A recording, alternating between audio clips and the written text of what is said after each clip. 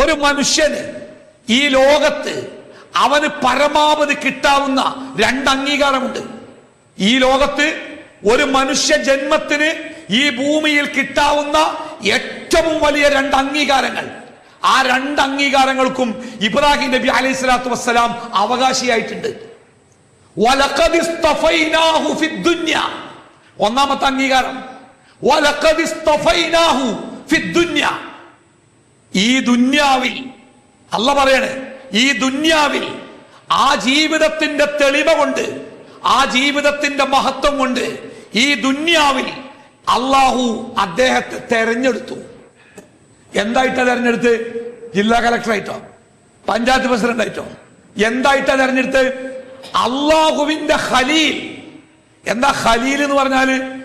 കൂട്ടുകാരൻ, പങ്കാളിയല്ല, സുഹൃത്ത്. അള്ളാഹ്ക്ക് കൂട്ടുകാരില്ല. ലാ ശരീക ലഹുലെ, അള്ളാഹ്ക്ക് കൂട്ടുകാരില്ല. ആ ശരീക്ക് എന്താ അറിയോ? അള്ളാഹുവിന്റെ പ്രവർത്തനങ്ങളിൽ ഏതെങ്കിലും തരത്തിൽ പങ്കുവഹിക്കുന്ന കൂട്ടുകാരൻ. അങ്ങനെ ഒരു കൂട്ടുകാരൻ അള്ളാഹ്ക്കില്ല. ലബ്ബൈക് അല്ലാഹുമ്മ ലബ്ബൈക് ലബ്ബൈക ലാ ശരീക ലക്. പക്ഷേ ഖലീൽ എന്ന് പറഞ്ഞ ആരാരങ്ങള്? സുഹൃത്ത്, ഇഷ്ടപ്പെട്ടവൻ, സ്നേഹിക്കുന്നവൻ, ഏറെ ഇഷ്ടം തോന്നിയവൻ, അവനാണ് ഖലീൽ.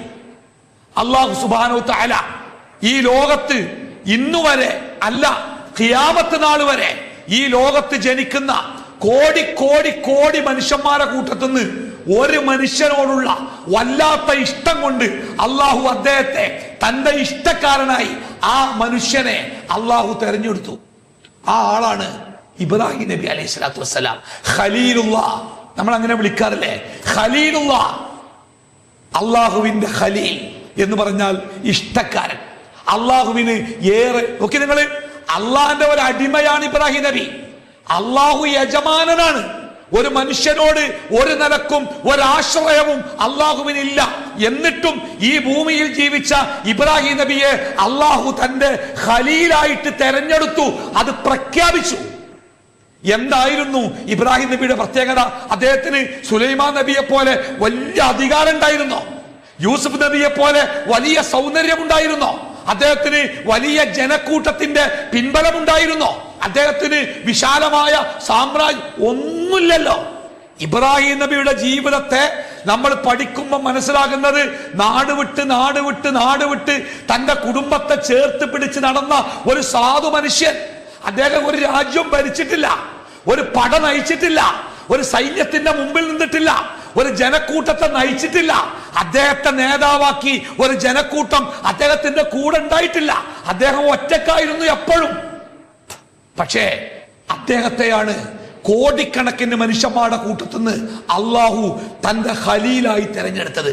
അതാണ് അദ്ദേഹത്തിന്റെ ഒന്നാമത്തെ ആ മഹത്വം. വലഖദ് ഇസ്തഫൈനാഹു ഫിദ്ദുനിയ, ഈ ദുന്യാവിൽ അദ്ദേഹത്തെ ഏറ്റവും ഉന്നതമായ ഒരു സ്ഥാനത്ത് അള്ളാഹു താല തെരഞ്ഞെടുത്തു. അതോടുകൂടി തീർന്നോ? ഒരു മനുഷ്യന്റെ അവന് കിട്ടാനുള്ളത് കിട്ടിയോ? ദുന്യാവിന് തെരഞ്ഞെടുത്തതോടുകൂടി അവന് കിട്ടാനുള്ളത് കിട്ടിയോ? ഇല്ല.